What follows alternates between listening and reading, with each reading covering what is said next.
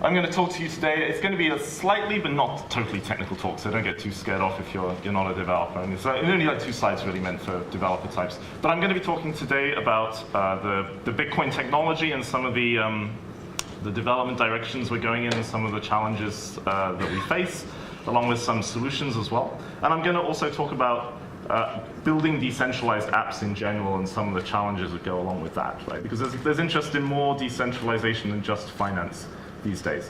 Yeah, as was said, I spent, up until February, I spent 7.5 years working for Google in various capacities, doing anti-spam, Google Maps, Earth, other projects there. And then I left and I formed a little company called The Numerous, which is just me, actually, at the moment, to do Bitcoin-related development and so on. So that's me. I want to start by talking a little bit about traffic and scalability. Those of you how many of you have been involved with Bitcoin since like 2010? A few hands, 11? 2012? Yeah, 2013? The rest, yeah, most people in 2012, 2013. So I was started in 2009, actually, was the first time I used this, and then in 2010 became a developer. And one thing people always worried about, right from the very first day that Bitcoin was announced, is what if everyone in the whole world uses Bitcoin? You know, like, will it fall apart or will it work? This is kind of a silly topic, to be honest, because there is no chance that everyone in the whole world will be using Bitcoin anytime soon. But it's still worth thinking about this stuff and looking at where we're up to. You probably can't read the scale on the left-hand side here. But this is a graph of transactions per day from January 2011 up to the present day.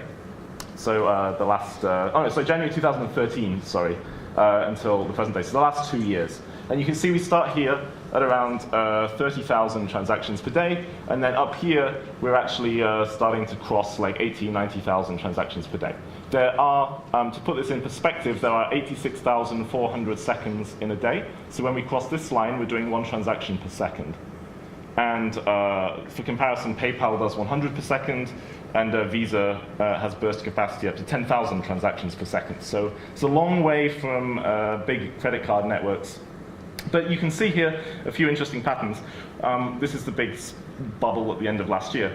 But you'll notice that this summer we were basically flat, right? Bitcoin wasn't growing, and then in the winter we started growing. Around this time, around April, I showed a very similar graph at a conference in Amsterdam. Actually, it was Rutger's conference, one he organized. If he's here, I don't know if he is. And at the time, Bitcoin wasn't growing. And I said, well, I'm not too worried about this because I see it's quite common actually for big internet services to settle into a seasonal growth pattern. They go through something called the summer slump, and then they grow in winter, and then they go back to not growing in summer. I've actually seen this in quite a lot of traffic graphs for large services. We can see that Bitcoin is starting to act the same way. You can't see it much over here, but it's starting to act the same way. So if we extrapolate this line out a bit, probably I'm going to make another prediction, the same as I made a prediction in April that we'd start growing at the end of the summer. I'm going to predict that we'll keep growing now at around the same speed unless something crazy happens until around April.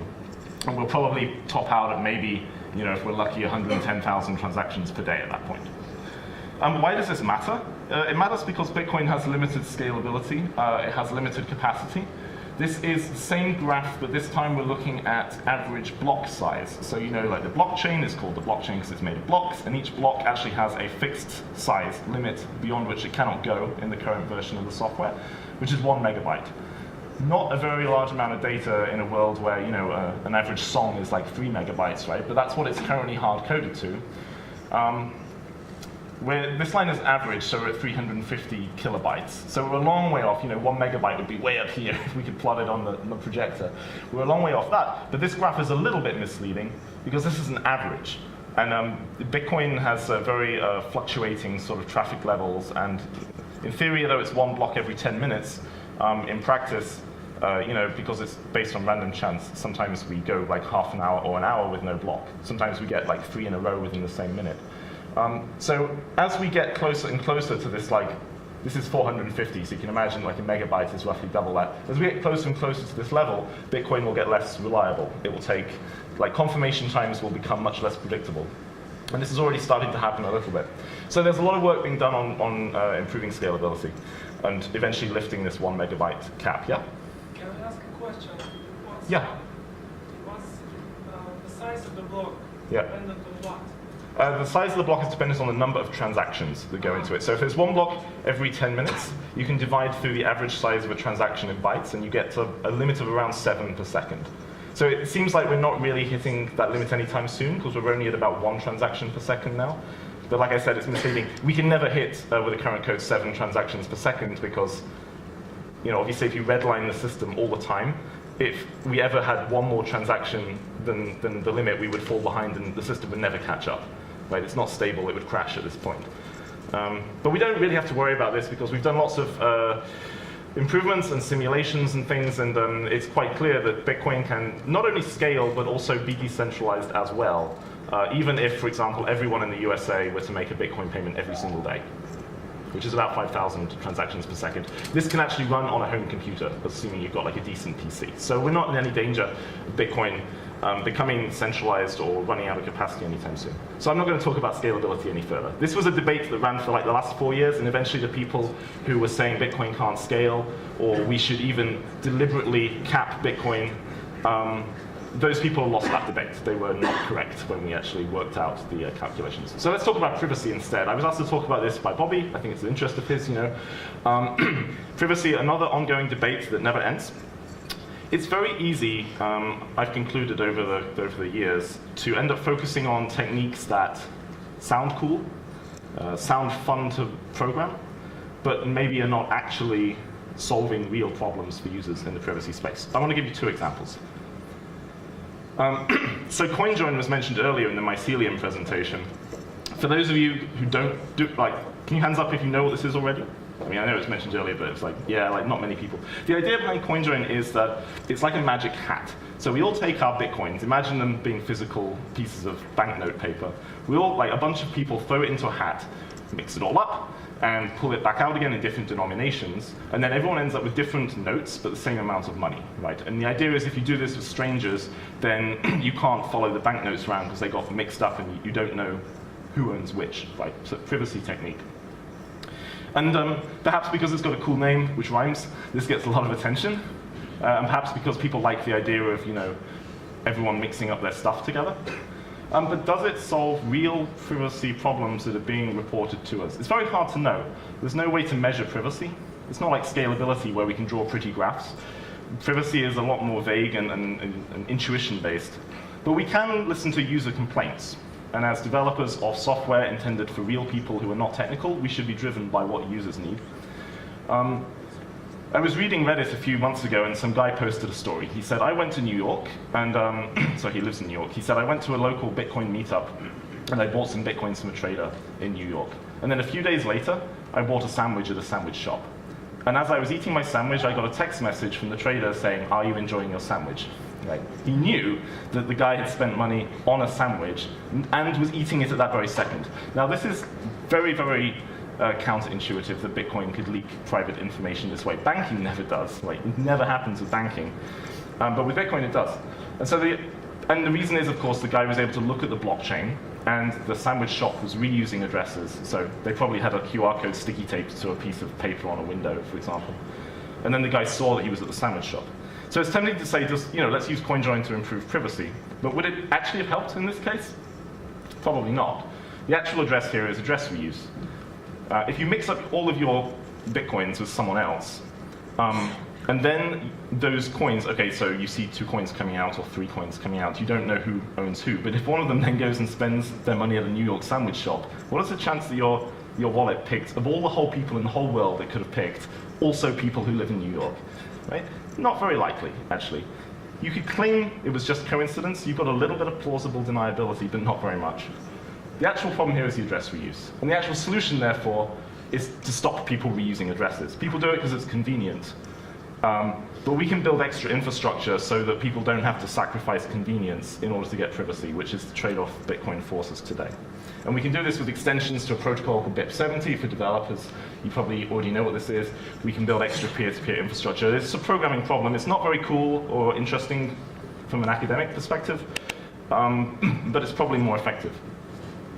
So we need to be very careful. The lesson I take from this sandwich guy thing is we need to be careful with things that mix up anonymity and privacy. People tend to think they're the same thing or use the words interchangeably, but they're not the same thing, actually. You can be anonymous but still not have privacy, or vice versa. Let's talk about another thing. This is a slightly more technical slide. So when you use a Bitcoin wallet, which connects to the peer-to-peer network, your device is connecting to computers owned by random strangers. Like, they're picked randomly. You just go out there and you pick some random computers that are running Bitcoin. And then these wallets, if you're using a peer-to-peer wallet like Bitcoin Wallet for Android by Andreas Schildbach is one. Some of you probably use that. Bread Wallet for iPhone is another one. Multibit, Hive, there are a bunch of them. What happens is they pick random computers and then they say, tell me what my balance is, right? Tell me about the payments I've received. So to do that, they obviously have to tell the remote node what your addresses are. So they say, like, here's what my Bitcoin wallet looks like, now tell me my balance and any new money that I've received. So this is a sort of a privacy problem. You're telling random strangers what your balance is, and not only what your balance is, but when you received payments and other things, or rather they're telling you that.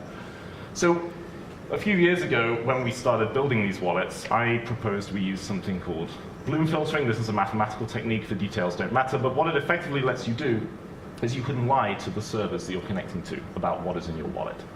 You can tell them things which are not true and things that are true, and they can't tell which is which. So this seems like a good solution to the privacy problem. Yes, you're still talking to random strangers, but they get a very mixed up, garbled view of what you're really interested in. And again, they don't really know which payments are yours and which are just diversions, which are just like fluky chats, right? But it turns out there's a problem with this plan, which is that anyone who's ever seen a cop show can tell you lying is not good enough, right? If you've ever seen a detective TV show or drama, you know there's a world of difference between lying and lying convincingly. And the problem is that lying is easy, but lying without getting caught is really hard.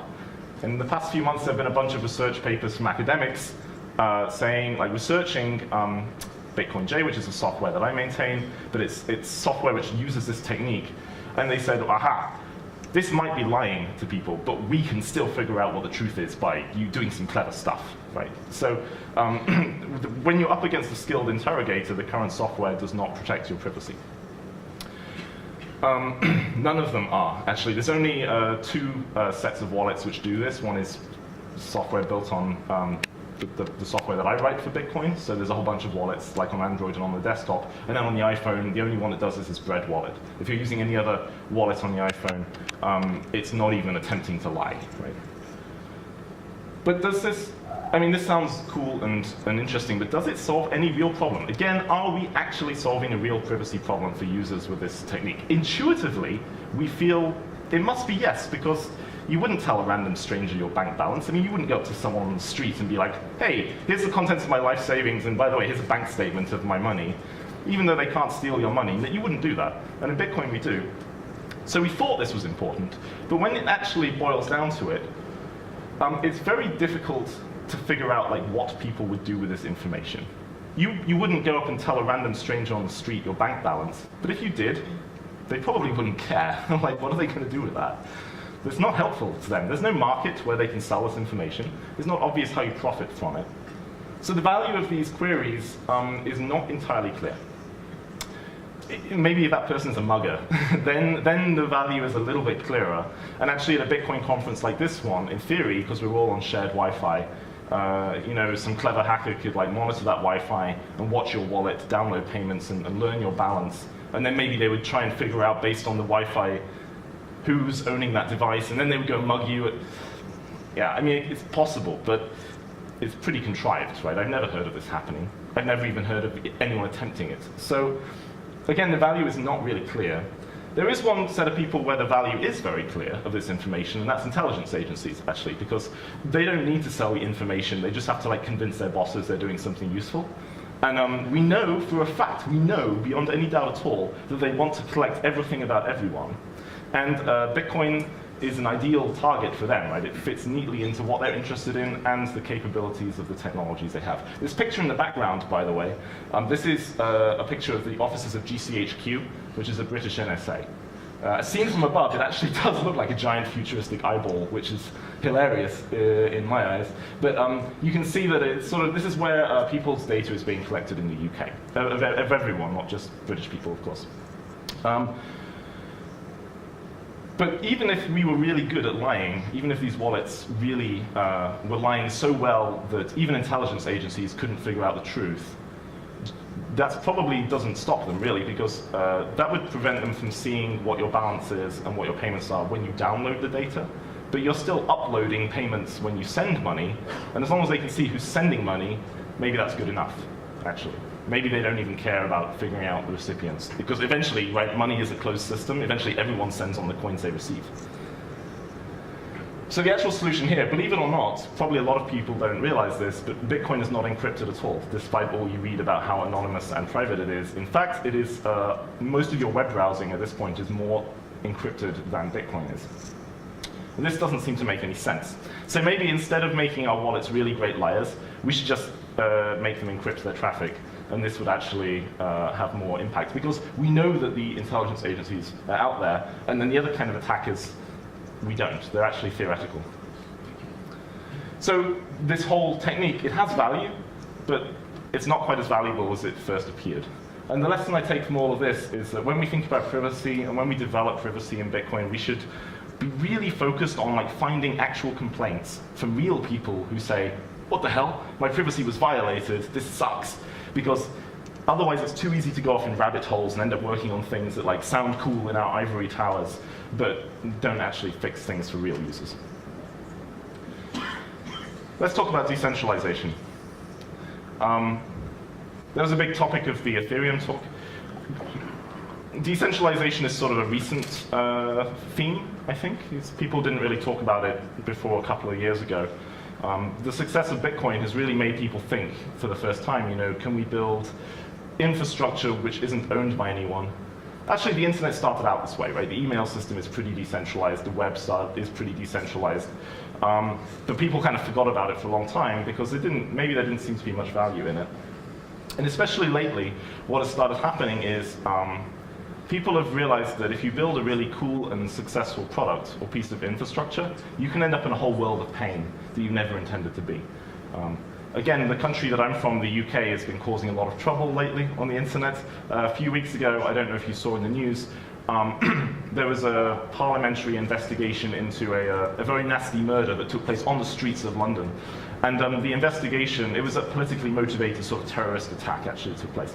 And the political investigation decided to blame Facebook for this terrorist attack. They actually publicly stated, we could have prevented this, except Facebook have a distorted ideology, they said, where they don't want to tell the government what everyone is doing, and one of these guys had discussed it through a Facebook message, right? No, Facebook didn't know this until after the fact, but they discussed it on Facebook. And 10 years ago, Facebook is only 10 years old. It's easy to forget this. 10 years ago, when Mark Zuckerberg created this, he just wanted a cool way for him and his friends at the university to swap photos, He didn't think that by starting that project in 10 years, he would be publicly named by a major world government as being an accomplice in murder, right? This makes no sense. But that's what's happened. Because it's a very centralized system, they have a lot of information, a lot of power. Well, they don't really have power, they have a lot of information. And so suddenly, every crime that happens anywhere in the world is their fault. Makes no sense. Is decentralization the fix for this sort of thing? Maybe. Maybe. But the but is huge. Decentralization is really hard, really, really hard. One of the CTO of Ripple, we were walking down the street one day, and he was talking to me, and he said, it feels like making a decentralized thing is always 1,000 times harder than making a centralized thing. And I was like, yeah, that sounds so right. It is really hard. If you think about Bitcoin itself, Bitcoin is really just a database, and it lets you send money around. If Satoshi had written this as a web app, a centralized bank-like thing, he could have done it in a weekend. He couldn't have actually done it legally because he would have been a bank, and then he would have had to create a huge compliance team and so on. But the software could have been done in a weekend, and when he decided to do it decentralized, it took him over 2 years, and he had to invent new mathematics and technology to do it. That's how hard decentralization is, and because it's hard, it's really expensive. A lot of people don't talk about this, but it's super expensive to decentralize something. And as a result, it doesn't always make sense to just try and make everything as decentralized as you possibly can. It's a spectrum. It's very easy, I think, for us to talk about decentralization like a binary yes-no thing. I'm guilty of doing this too. We say, that's decentralized, that's not. right? As if it's like two sides of a coin. But in reality, it's sort of more like a knob that you can turn, and you can like push things more to be towards decentralization or less. And by turning this knob, you get to trade off other things like usability or performance or scalability. And the art of good system design is finding a good balance of all these different knobs you can tweak. Decentralization, another problem is that a lot of people have tried, I don't know about you guys, but I've been a bit disappointed in the first wave of apps that claim to be decentralized in the last couple of years, because often you go and they say, like, this is decentralized file storage or decentralized stock exchange or whatever. And you're like, ooh, that's interesting. I'll try it out. And you say, press the button, try out, you know. And you end up at a website that wants you to log in. And you think, that's weird. This doesn't feel decentralized. This feels like logging into my bank or into Gmail. And then you say, okay, why is it decentralized? And they have a page, why is it decentralized? And they say, because you can run your own web server. And you think, okay, cool, I'll try that.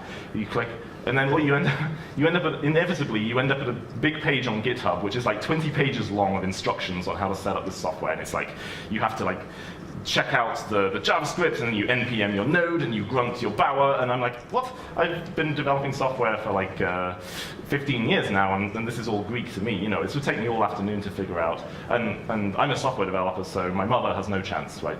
And then you think like, this is more decentralized than banking, but it doesn't feel like the first Bitcoin that I used, where everyone could just download a nice friendly Windows app and you double-clicked it and suddenly you're part of this global peer-to-peer network. You know, that right there, that was the decentralization feeling. These apps don't give it to me, and a big part of the reason is they're trying to build on top of the web, which was never designed for this. It's like taking a square peg and trying to jam it through like a solid piece of wood. It's never going to work. Like, the web is just not a good fit, but it's the tool set that people know, so you end up with this. And because decentralization is hard and expensive, and it's a thing you can adjust up and down, and it's a poor fit for the tools that people know, it's usually the first thing thrown under the bus in order to get more profitability, or more usability, or more performance, or more scalability, right? The value of decentralization is even harder to measure than privacy. You can't plot decentralization on a graph. So it's very easy to throw it out to get a better product. And as a result, you know, we have to watch out. The Bitcoin community has an especial problem with this. For armchair developers who like to label people enemies of decentralization, you know, I get this label a lot because I build things, so inevitably I'm forced into this like spectrum, and I've got to pick a point on it. And then some people who don't build things come along and they say, you're an enemy of decentralization, right? Because it could be more decentralized. But someone has to pay this price. So, you know, we need to watch out for people who do paint this as a black and white, yes, no kind of thing. So I want to talk now a little bit for a few minutes about Lighthouse, which is an application I've been developing this summer. It's nearly ready to go. If any of you want a test version that runs on the Bitcoin testnet, just let me know and I'll give it to you. And it's nearly ready for public release. So Lighthouse is it's two things. One is it's a Bitcoin wallet. So this balance up here is actual money on your hard disk, and it connects to the Bitcoin peer-to-peer network. And it's a crowdfunding app like Kickstarter or Indiegogo, right? So you can create projects. This project here is for something called BitSquare, which is a project to develop a decentralized Bitcoin exchange. It's like local Bitcoins, but a peer-to-peer network. And you can see it's sort of like a third of the way towards its goal, and there are buttons you can push to like send money and take money out and so on.